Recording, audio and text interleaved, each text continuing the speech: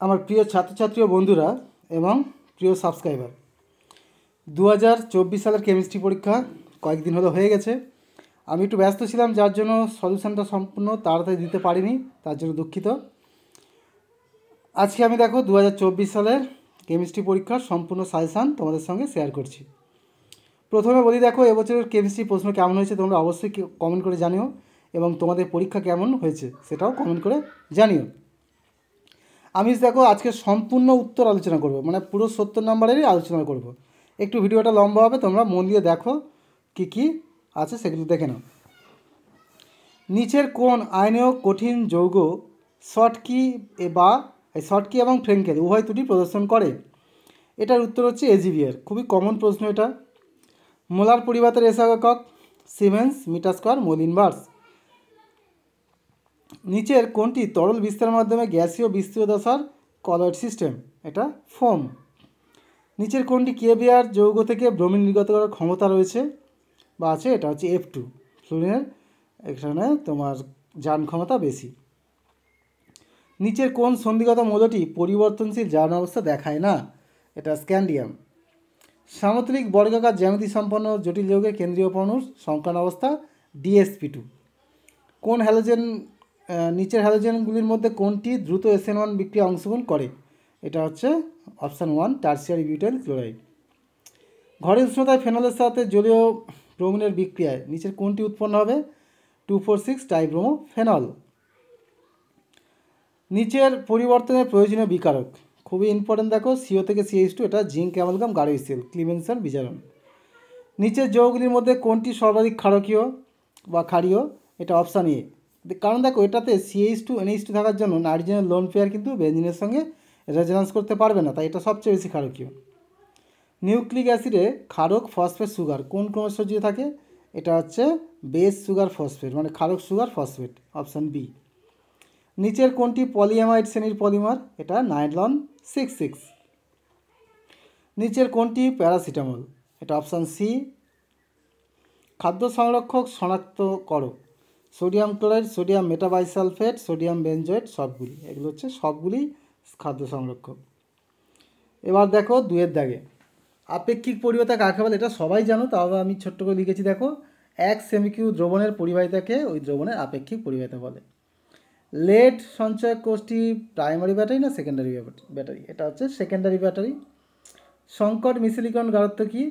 কোনো পদার্থের দ্রবণে যে গাঢ়ত্বের ঊর্ধ্বে দ্রবণে মিশেল গঠিত হয় সেই গাঢ়ত্বকে সংকট মিশ্রীকরণ গাঢ়ত্ব CMC বলে। প্লাসফোর জামস্তরে বেশি পরিচিত ল্যান্থারাইন মৌলটির নাম কি? এটা cerium. Manganese C+, chromium C+, এর মধ্যে কোনটি পরাচুম্বকীয় এবং প্যারামেট্রিক ধর্ম বেশি? এটা দেখো তোমরা যেটা করতে হবে, Mn3+ মানে অ্যাকচুয়ালি 3d4, এখানে 4টে অযুগ্ম, আর ক্রোমিয়াম C+ মানে 3d3, 3টে অযুগ্ম, সুতরাং Mn3+ বেশি পরাচুম্বকীয়। ডায়াবেটিক রোগীর জন্য তৈরি মিষ্টিকর হিসেবে কী ব্যবহার করা হয়? এখানে হচ্ছে স্যাকারিন ব্যবহার করা যেতে পারে বা সুক্রালোজ ব্যবহার করা যেতে পারে। নিম্নলিখিত প্রশ্নগুলির মধ্যে এবার উত্তর দাও, 2 নম্বর করে 5টা। কোনো বিশুদ্ধ দ্রাবকে অনুদ্বায়ী কঠিন দ্রাবক যোগ করলে বাষ্পচাপের অবনমন ঘটে? এটা দেখো সালেরই প্রশ্ন, বিগত সালের প্রশ্নে আছে এটা। আমি তাও উত্তরটা বলছি, দেখো বাষ্প তৈরি হয় কোথা থেকে? না, বিশুদ্ধ দ্রাবকের উপরিতল থেকে। এখন বিশুদ্ধ দ্রাবকের উপরিতলে শুধুমাত্র দ্রাবক থাকায় বাষ্পটা বেশি তৈরি হয়, কিন্তু দ্রবণের ক্ষেত্রে উপরিতলে দ্রাবক এবং দ্রাব উভয়ের কণা থাকায় উপরিতল থেকে দ্রাবক অণুর বাষ্পবহন বা বাষ্পায়ন কম হয়, তাই দ্রবণের ক্ষেত্রে বাষ্প কম তৈরি হয়, বাষ্পের চাপটাও কম। দ্রবণের বাষ্পচাপের আপেক্ষিক অবনমন সংক্রান্ত রাউল্টের সূত্র, এটা হচ্ছে বাষ্পচাপের আপেক্ষিক অবনমন দ্রবণে দ্রবীত দ্রাবের মোল ভগ্নাংশের সমান, অর্থাৎ X2-র সঙ্গে। অবিশ্রবণ চাপ কাকে বলে? যখন একটা দ্রবণকে বিশুদ্ধ দ্রাবককে তার দ্রবণ থেকে পৃথক করা থাকে, তখন তোমার দ্রবণের উপর সর্বনিম্ন যে চাপ প্রয়োগ করলে অবিশ্রবণ প্রক্রিয়াটা বন্ধ হয়ে যায়, সেটা হচ্ছে অবিশ্রবণ চাপ। বইয়ের সংজ্ঞা পেয়ে যাবে। ভৌত অধিশোষণ, রাসায়নিক অধিশোষণের দুটো পার্থক্য, খুব ছোট্ট দুটো পার্থক্য দেখো আমি বলছি। ভৌত অধিশোষণ কী হয় না, এখানে ভ্যান ডের ওয়ালস আকর্ষণ বলের মাধ্যমে যুক্ত হয়, আর রাসায়নিক অধিশোষণে রাসায়নিক বিক্রিয়া বা রাসায়নিক বন্ধনের মাধ্যমে গঠিত হয়। ভৌত অধিশোষণে খুব কম তাপ উৎপন্ন হয়, রাসায়নিক অধিশোষণে অনেক বেশি তাপ উৎপন্ন হয়। ইমালশন কি? যখন কোনো একটা সিস্টেমের মানে কলয়েডীয় সিস্টেমের বিস্তার মাধ্যম বিস্তৃত দশা দুটোই তরল, তখন তাকে ইমালশন বলা হয়। তেলে জল জাতীয় ইমালশন, এটা দুধ, ভ্যানিশিং ক্রিম, এইগুলো। PCl3 আর্দ্র বায়ুতে ধূমায়িত হয় কেন? PCl3 দেখো জলের সঙ্গে বিক্রিয়া করে H3PO3 এবং HCl তৈরি করে। এই HCl গ্যাস তৈরি হয় বলেই এটা আর্দ্র বায়ুতে ধূমায়িত হয়। এখানে একটা জিনিস বলে রাখি, দেখো তোমরা যে সাজেশানটা করেছিলে, সেই সাজেশানটা যদি তোমরা যারা নিয়ে আছো বুঝতেই পারবে যে সাজেশান থেকে দেখবে ম্যাক্সিমামটা পড়েছে। হ্যাঁ, সাজেশান থেকে দেখবে ম্যাক্সিমামটা রয়েছে, হয়তো 2-4 নাম্বার পড়েনি, কিন্তু প্রায় হচ্ছে তোমার 70 নাম্বারের মধ্যে তোমরা 65 থেকে 68 মতো নাম্বার তোমরা পেয়ে যাবে। I2 অপেক্ষা ICl বেশি সক্রিয় কেন? কারণ দেখো ICl এর মধ্যে বন্ধনটা ধ্রুবীয়, কারণ কি এখানে আয়োডিন আর ক্লোরিন দুজনের মধ্যে তড়িৎগততা পার্থক্য রয়েছে। আচ্ছা, ভিএসিপি-এর তত্ত্ব অনুসারে BrF3 এর আণবিক গঠন নির্ধারণ করো।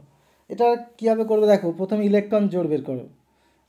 ব্রোমিনের 5টি ইলেকট্রন, এই 7টি ইলেকট্রন শেষ কক্ষে, আর 3টে ফ্লোরিন থেকে 3, অর্থাৎ তোমার 10টি ইলেকট্রন, মানে 5 জোড়া ইলেকট্রন, 5টি ইলেকট্রন জোড়।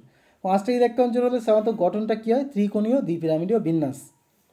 কিন্তু এখানে 3টে বন্ধন জোড় আর 2টি নিঃসঙ্গ জোড়, লোন পেয়ার, তাই এটা দুটো লোন পেয়ার যদি আমরা দিই তাহলে গঠনটা টি শেপড, যেটা পাশের ছবিতে দেখতে পাচ্ছ। নিম্নলিখিত জটিল যৌগটি কেন্দ্রীয় ধাতব মৌলটি জারণ অবস্থায় নির্ণয় করো। দেখো এখানে ক্রোমিয়াম, অ্যামোনিয়া রয়েছে। এখানে যদি আমরা দেখি ক্রোমিয়ামের জারণ সংখ্যা X, অ্যামোনিয়া 0, 5টা আছে, ক্লোরিন -1 এবং সালফেট -2। ওকে, সুতরাং X প্লাস 0 × 5 -1 -2 = 0, এখান থেকে X = 3। এই যে দেখো মৌলটা রয়েছে, এটা অতিরিক্ত সিলভার নাইট্রেট দেওয়ার ফলে 3 মোল যেহেতু সিলভার ক্লোরাইড অধক্ষেপ পড়ছে, তাই এখানে 3টে ক্লোরিন থার্ড ব্র্যাকেটের বাইরে আছে। কীভাবে ভালকানাইজেশান প্রাকৃতিক রবারের প্রকৃতি পরিবর্তন করে? ভালকানাইজেশান হলে কী হয়, রবারের যে আণবিক শৃঙ্খলগুলি তাদের মধ্যে একটা সালফারের আড়াআড়ি বন্ধনের সৃষ্টি হয়, যা শৃঙ্খলগুলির পিছলে যাওয়াকে বাধা দেয়। টেরিলিন ও ড্র্যাকনের একটি করে মনোমারের নাম লেখো। এখন টেরিলিন এবং ড্র্যাকন এখানে দুটো আলাদা বলেছে, কিন্তু দুটোই একই, অর্থাৎ টেরিলিন এবং ড্র্যাকন দুটোই হচ্ছে তোমার একটাই পলিমার, এবং তাদের মনোমার টেরিথালিক অ্যাসিড এবং ইথিলিন গ্লাইকল। আচ্ছা, পি টাইপ অর্ধপরিবাহী কাকে বলে? বিশুদ্ধ অর্ধপরিবাহী ক্লাসের মধ্যে অতি অল্প পরিমাণে ত্রিযোজী মৌল যোগ করলে যে অপদ্রব্য অর্ধপরিবাহী পাওয়া যায় তাকে পি টাইপ অর্ধপরিবাহী বলে। আচ্ছা, এর অঙ্কটা দেখো, ঘনক আকার একক কোষে কৌণিক বিন্দুতে X রয়েছে, তাহলে X পরমাণুর সংখ্যা কত হবে? এখানে 1/8 করে কৌণিক বিন্দুতে অবদান, আর যেহেতু বলেছে দেখো কৌণিক বিন্দুতে 2টো X পরমাণু অনুপস্থিত আছে, তাই 6টা কৌণিক বিন্দু 1/8 × 6, অর্থাৎ 3/4। আর যদি আমরা দেখি Y পরমাণু, দেখো Y পরমাণু কোথায় রয়েছে? পৃষ্ঠকেন্দ্র, 6টা এবং 1/2 করে অবদান, তাহলে 1/2 × 6 মানে 3।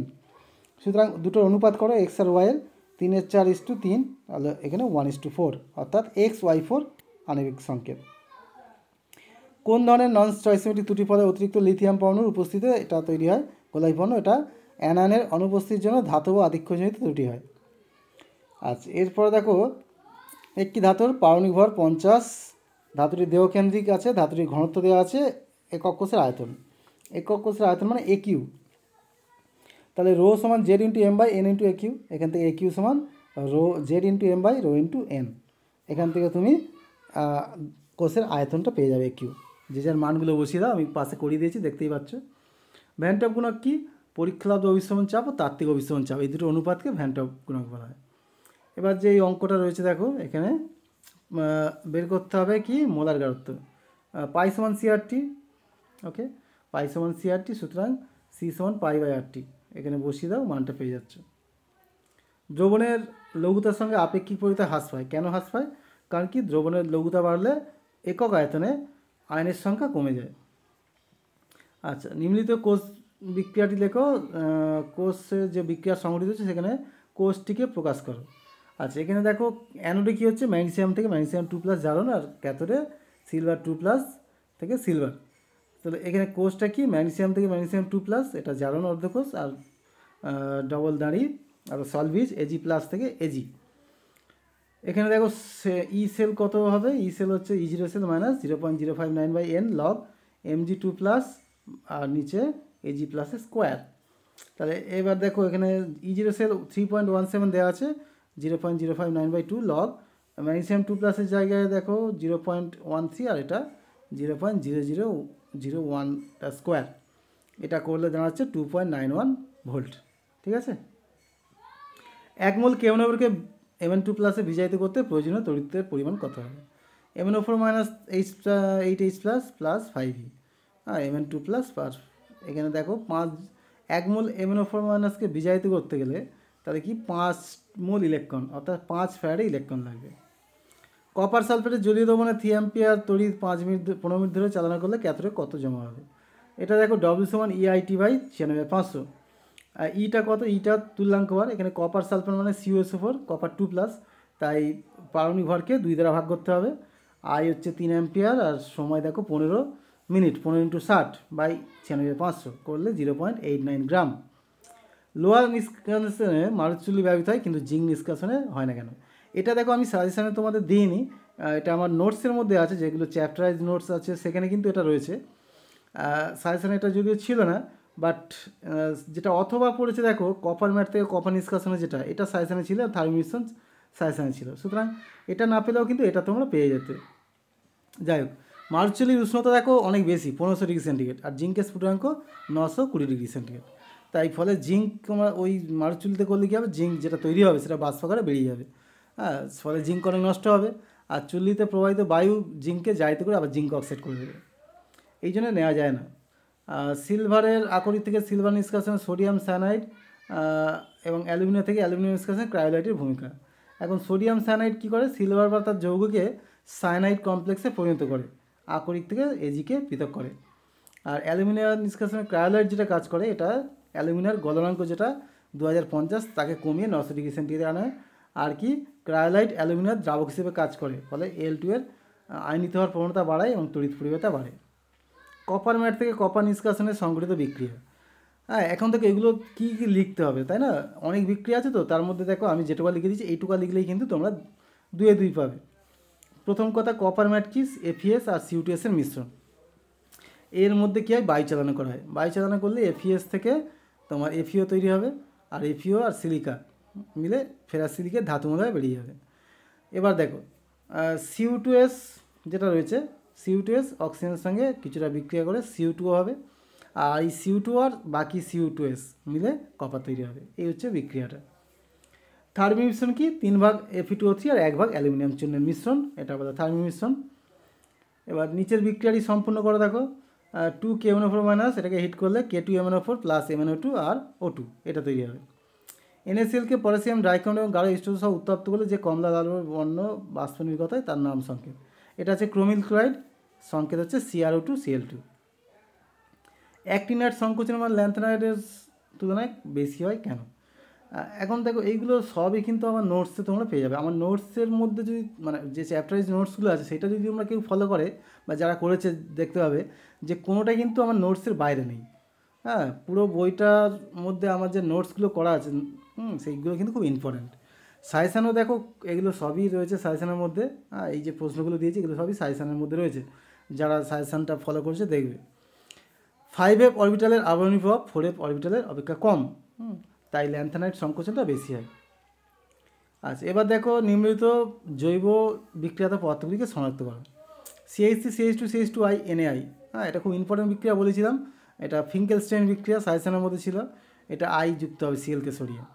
এরপর দেখো HBr পারক্সাইড দিলে এটা তোমার পারক্সাইড, HBr আর পারক্সাইড।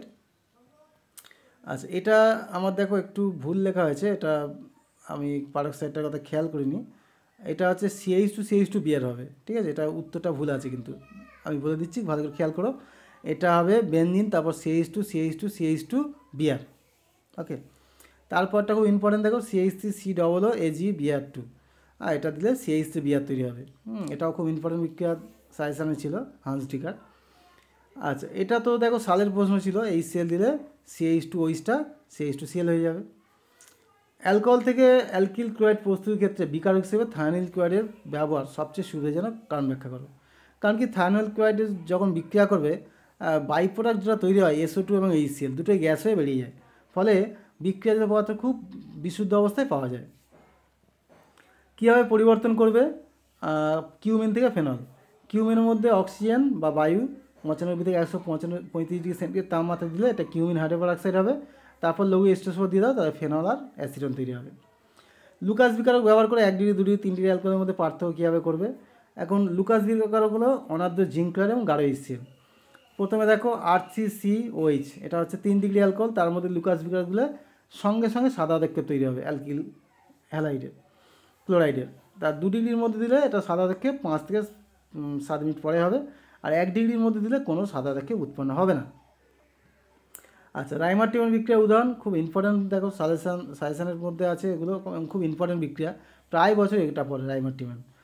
ফেনলের মধ্যে ক্লোরোফর্ম NOH আর 65 থেকে 75 দিলে এটা তৈরি হবে, দেখো স্যালিসাইলিক অ্যাসিডের সোডিয়াম লবণ, তার মধ্যে লঘু HCl দিলে স্যালিসাইলডিহাইড তৈরি হবে। টার্সিয়ারি বিউটাইল ইথাইল ইথার প্রস্তুতির ক্ষেত্রে নিচের বিক্রিয়াটা উপযুক্ত নয়। তার কারণটা কি? এখানে অ্যালকিন তৈরি হবে। 3 ডিগ্রিতে SN2 বিক্রিয়া হয় না, তাই এখানে HCl বেরিয়ে গিয়ে অ্যালকিন তৈরি হয়ে যাবে, যেটা পাশে দেখানো আছে। আর তাহলে এই ইথারটা তৈরি করার জন্য কী নিতে হবে? সোডিয়াম টার্সিয়ারি বিউট অক্সাইড, তার সঙ্গে C2H5 নিয়ে নাও, তাহলে এই ইথারটা সহজে তৈরি হবে। এটা উইলিয়ামসন বিক্রিয়া। নিচের বিক্রিয়ায় বিকারকগুলিকে শনাক্ত করো। এখানে দেখো প্রথমটা KOH দিয়ে দাও, তারপরে C2H5, তারপরে NOH দিয়ে হিট, এবং তারপরে লঘু HCl। একটি মাত্র রাসায়নিক বিক্রিয়ার সাহায্যে কীভাবে পার্থক্য করবো? মিথাইল অ্যামিন, দেখো এটা হচ্ছে যেহেতু 1 ডিগ্রি অ্যামিন, তাই এর মধ্যে ক্লোরোফর্ম KOH দাও, তাহলে CH3NC মিথাইল আইসোসায়ানাইড দুর্গন্ধযুক্ত অপ্রীতিকর গন্ধযুক্ত পদার্থ তৈরি হবে। আর 2 ডিগ্রি অ্যামিন ডাইমিথাইল অ্যামিনের মধ্যে যেহেতু 2 ডিগ্রি, এটার মধ্যে এই বিক্রিয়াটা হবে না, ফলে দুর্গন্ধ তৈরি হবে না। এটাও দেখো খুব ইম্পর্ট্যান্ট। এগুলো এই অর্গ্যানিকটা তো সবই সাজেশনের মধ্যেই রয়েছে। নিম্নলিখিত বিক্রিয়াটির সমীকরণ দাও। 50% ইথানল দ্রবণে দ্রবীভূত নাইট্রোবেনজিন, এটা হচ্ছে মুলিকেনবার্গার। অ্যামোনিয়াম নাইট্রোবেনজিনের মধ্যে দেখো জিঙ্ক অ্যামোনিয়াম ক্লোরাইড 50% ইথানল দিলে এটা ফিনাইল হাইড্রক্সিল অ্যামিন তৈরি হবে। জৈব যৌগ দেখো এটা যেগুলো দিয়েছে, এই যে Br2KOH হিট, মানে এটা হফম্যান বিক্রিয়া, বুঝতেই পারছো। সেখান থেকে দেখো অ্যানিলিন তৈরি হয়েছে, তার মানে এটা কী হবে? CONH2 হবে, অ্যামাইড বেঞ্জামাইড, সেখান থেকে CO বেরিয়ে অ্যানিলিন হয়ে গেল। কত সহজ দেখো বিক্রিয়াগুলো দিয়েছে। এরপরে দেখো এর মধ্যে NaNO2HCl দিলে এটা বেনজিন ডায়াজিনিয়াম, তার মধ্যে যদি ফেনল আর OH দাও, তাহলে এটা তৈরি হবে অ্যাজোডাই, মানে কাপলিং বিক্রিয়া হবে, যেটা দেখানো হয়েছে। আর যেটা ক্লোরোফর্ম NOH দেখো, ওটা হচ্ছে তোমার ফিনাইল আইসোসায়ানাইড তৈরি হবে, কার্বিল বিক্রিয়া। প্রোটিনের মনোমারের নাম কি? এটা হচ্ছে অ্যামিনো অ্যাসিড। পেপটাইড বন্ধন কি? পেপটাইড বন্ধন কি? যখন একটা অ্যামিনো অ্যাসিডের NH2 গ্রুপের সঙ্গে আর একটা অ্যামিনো অ্যাসিডের COOH গ্রুপে যুক্ত হয়, তখন পরস্পরের সঙ্গে যুক্ত হয়ে জল নির্গত হয় এবং CONH বন্ধন গঠিত হয়ে দুটো অ্যামিনো অ্যাসিড যুক্ত হয়। এই CONH বন্ধনটাকে বলে পেপটাইড বন্ধন। গ্লাইএলা ডাইপেপটাইড, এই গঠনটা দেওয়া আছে, দেখো গ্লাইএলা পেপটাইড বন্ধনটা দেখানো হয়েছে। প্রথম ক্রমে বিক্রিয়ার হার সমীকরণের সমগঠিত রূপ, এটা তোমরা বইয়ে আছে, পড়ে নেবে, আমি আর এটাকে দেখাচ্ছি না। দেখা হচ্ছে প্রথম ক্রম বিক্রিয়ার 99.9% সম্পর্কিত যে সময় লাগে তা অর্ধ জীবনকালে 10 গুণ। এটা তোমার সাজেশনের প্রশ্ন, সালের প্রশ্ন, সব জায়গায় রয়েছে, বইও আছে, দেখো। T99.9, এটা হচ্ছে 2.303/K log 100/100 মানের এত করে দাও, তাহলে এটা করলে দেখো কত এই জানাচ্ছে। আর T1/2 হচ্ছে 0.693/K, দুটো অনুপাত করলে 10 বেরিয়ে আসছে। ছদ্ম প্রথম ক্রম বিক্রিয়া কাকে বলে? তোমরা জানো এটা বইয়ের মধ্যে, যে কোনো একটা বিক্রিয়া যদি অতিরিক্ত পরিমাণে থাকে, তাহলে তার উপর বিক্রিয়ার হার তার উপর নির্ভর করে না, এটা ছদ্ম প্রথম ক্রম। যেমন এই একটা উদাহরণ দিয়ে দিচ্ছি, দেখো। বিক্রিয়ার সক্রিয়করণ শক্তির সংজ্ঞা: কোনো বিক্রিয়ায় বিক্রিয়ক পথের অণুগুলি তাদের গড় গতিশক্তি অধিক, যে সর্বনিম্ন শক্তি পেলে অতিরিক্ত পরিমাণ শক্তি অর্জন করলে সক্রিয় হয়েও তাকে বিক্রিয়া সাধনের উপযুক্ত হয়, তাকে সক্রিয়করণ শক্তি বলে। এবার এই অঙ্কটা যেটা দেওয়া আছে, দেখো এখানে শূন্যক্রম বিক্রিয়া দেওয়া আছে, হার যেটা -1/2 ডেল্টা NH3/ΔT, ডেল্টা N2/ΔT, আর 1/3 ডেল্টা H2/ΔT সমান K সমান মানটা দেওয়া আছে। তাহলে এখান থেকে ডেল্টা N2 আর ডেল্টা H2 মানটা বেরিয়ে গেছে, দেখে নাও।